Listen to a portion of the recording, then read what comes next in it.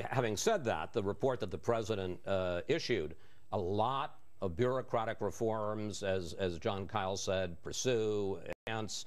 I mean, I loved one of them was, let's assign specific threats to individuals so they have accountabilities. Didn't we all think that that's what they were already doing? Did the president end up sending the right message, and has he come up with the right policy solutions? I mean, he's still burdened by foolish policies that he won't abandon. Closing Guantanamo, which he should just rule out, and the ridiculous decision to treat Abdul Muttalib as a criminal suspect instead of as an enemy combatant, with the failure to get information that we might have gotten. Having said that, I hope he is really now alarmed. I mean, the isolated extremist statement 3 days after the attack is the most worrisome thing. They desperately wanted to believe that he was an isolated extremist. He wanted to say it. The bureaucracy let him say it. These speeches are cleared by different agencies. They knew better. We knew he had been in Yemen. We had been trying to kill al-Awlaki, with whom he had been in Yemen. We knew that he couldn't have arranged these explosives just by himself. Isolated extremists don't have access to this kind of explosive. So the degree of wishful thinking was very great. The degree of systemic failure was very great. And the question for me is, has the president personally can he adjust? I mean, is he really alarmed by how bad the situation was that allowed this to happen, and how bad the administration's response was?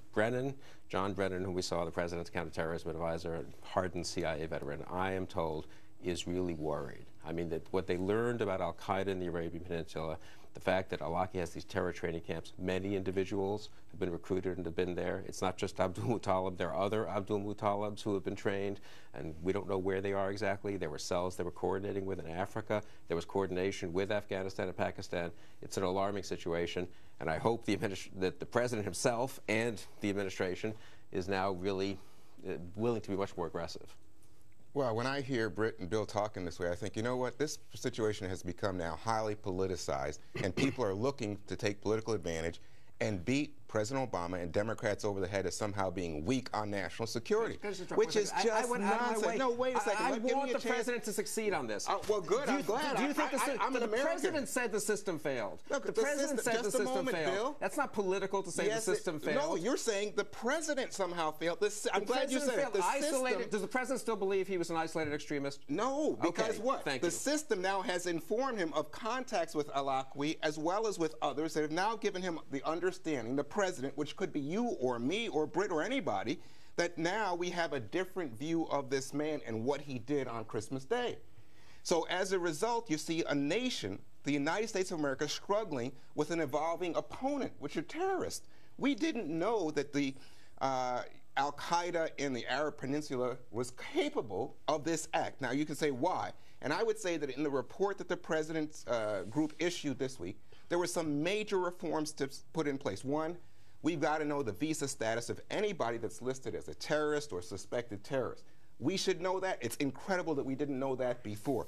Secondly, there's got to be a single database. You can't have national counterterrorist people working against the CIA people on the same issue. It should be overlapping. Instead, it's created tremendous holes in the system. We now are taking steps to remedy that. And similarly, picking up on something Chris Wallace said, can you imagine there's no one person in charge of each highly suspect terrorist element in the world? In fact, the United States government didn't have it. This is all now new information to President Obama. Last week we were talking about Richard Reed, the shoe bomber. We said, look, President Bush allowed him to go into civilian courts, so what's the big difference? All of a sudden now, it's all about beating up President Obama over this. The man has taken responsibility.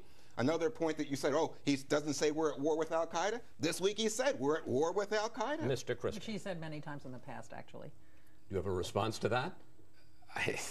No, I mean, look, 6 days before the Christmas bombing, we released 6 Gitmo detainees, terrorists with real records of al-Qaeda connections, to Yemen. We did know that al-Qaeda in the Arabian Peninsula was very dangerous.